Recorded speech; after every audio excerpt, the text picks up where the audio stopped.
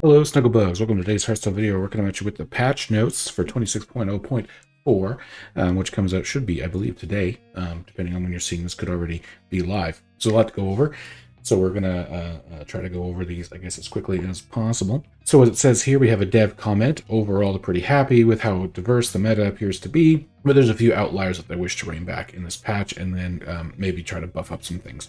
Sort of what we guessed when they showed us that there was, I think, 3 things on the nerf lineup and quite a bit of things on the buff lineup. So the first major thing here is they're doing like a full system update for Death Knight cards. And this is what I mean, I didn't know it was only going to be for anything with 3 rune requirements. I feel like that might be a bit too relaxed, I guess. Maybe those are the most powerful cards that they see being the problem. They have more data than I do. But what they're doing is they're taking all the Death Knight cards with 3 rune requirements, whether that be Frost, Frost, Frost, Rainbow, Blood, Blood, Blood, Holy, Holy, Unholy, Unholy, etc.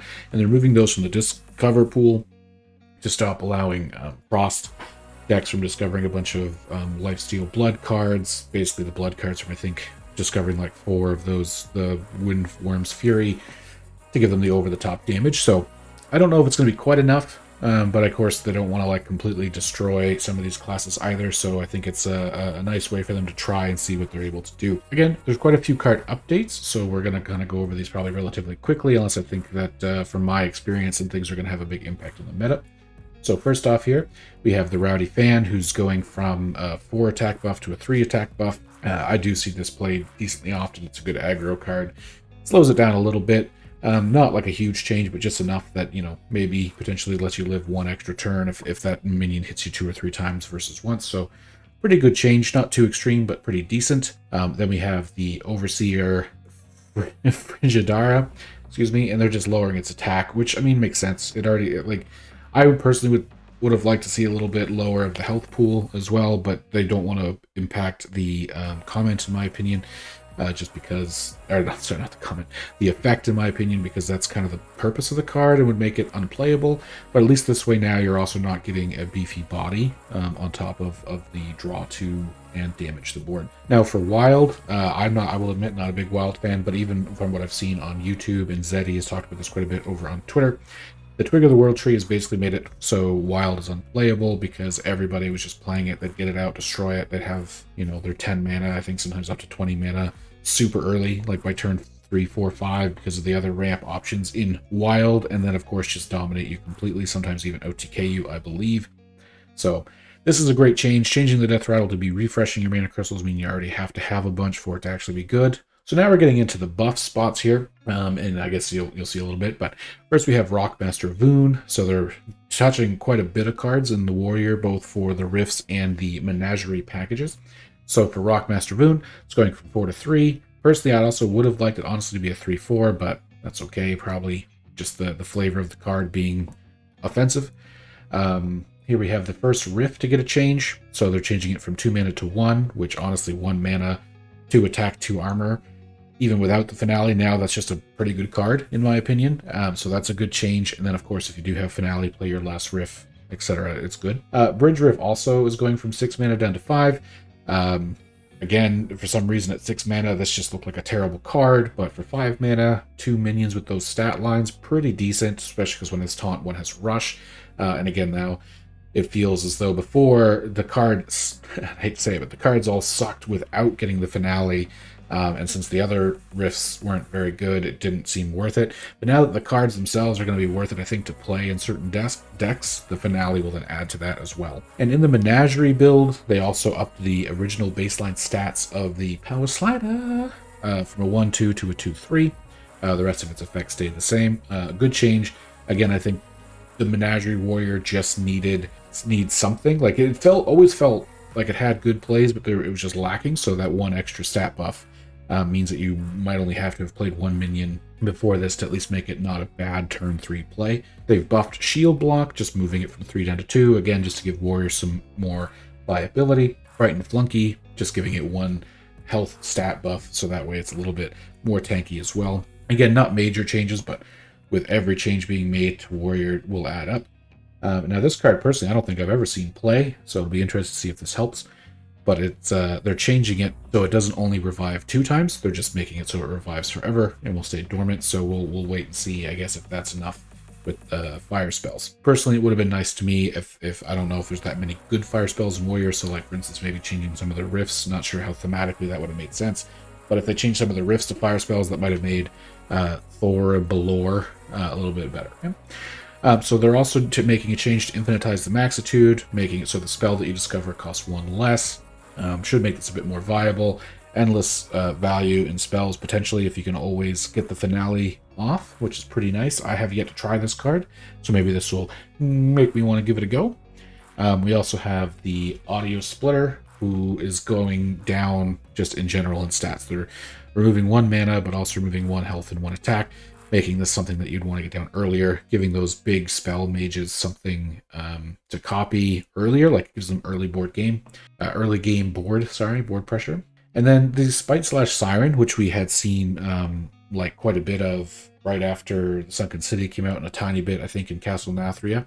Must not have been it's not being played that much anymore, so they're, I think, if I'm not mistaken, reverting this back to the original of 4 mana. Again, I can't quite remember if that was the original, or if it was even 3 mana at one point, but definitely reverting a portion of its nerf, reducing its mana costs, and then just health by 1.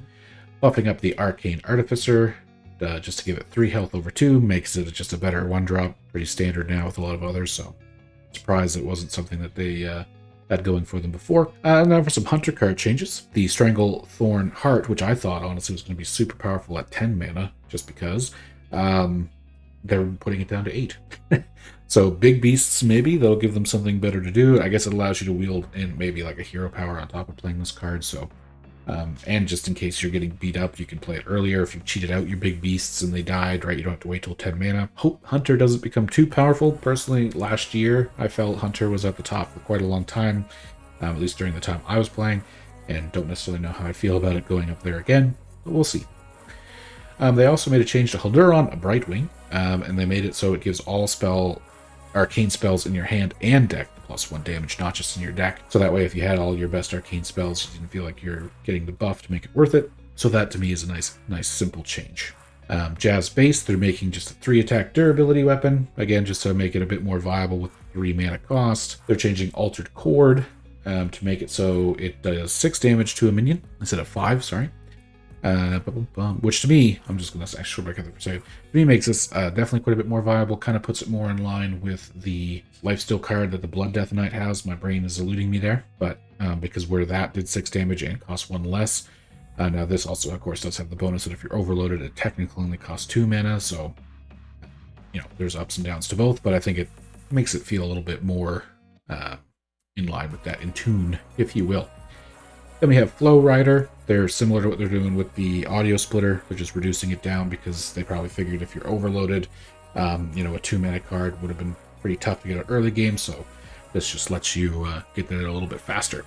And they're changing Lightning Storm to Overload 1, which is the way it used to be, I think, when it was random 2 to 3 damage, so they kind of kept it at the 3 damage, and they're just sort of, I think, leveling out the playing field with the way the meta has gone since this card was created.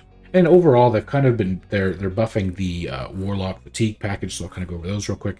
They just reduced the mana cost of Crescendo, reduced the mana cost, health, and everything similar to those other cards of Craze Conductor, just to get it out a little earlier, and they're reducing Siphon Soul again. So this used to be 6 mana, but again, I think they're aligning this with, Asphyxiate exists today for, again, Death Knight, right? That was a 3 mana. I know it can't target, so it has some limitations there, but making this from 5 to 4 is a good change. I think people will probably play 2 Siphon Souls for this cost. Oops, I just realized I wasn't scrolled down enough.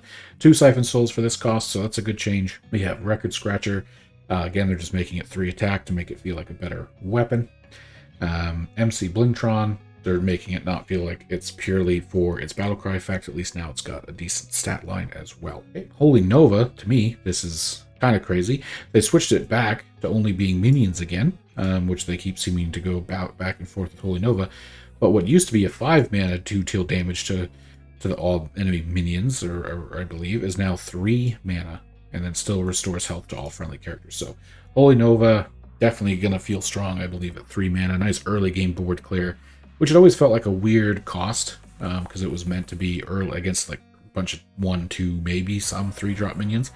But you never got to play it originally until 5 mana and then 4, so it didn't feel good. But I think at 3, sweet spot. Then we have Kiri, the Chosen Loon. who is also being resent to 3 mana. Probably hasn't seen any play at all since they brought it back into core set, so that makes sense. Let it go. And the Death Blossom Womper. So this is the Death Rattle package they try to do. Again, they reduced all its stats and its health, probably understanding that the main purpose of this was for its battle cry, so by lowering it down, just puts it into a better spot because it's not going to compete with all those other good 6-drops. Now, I know I threw out a lot there, it's a lot of information, but I am hopeful to see if this changes the way that the meta is shifted. I'm excited to try some Rift Warrior, maybe some Mage, and see what we can do, and hopefully we don't see, honestly, as many Death Knights as we do. Are Death Knights dead? I don't think so. I think it'll slow them down. It'll make picking what kind of Death Knight you want to play feel a bit more impactful, but I kind of am waiting to see if they're going to do individual card tweaks down the line as well, more than what they have already. Let me know what you think in the comments down below. Thank you very much for watching. Have a great rest of your day, and I'll see you in the next one.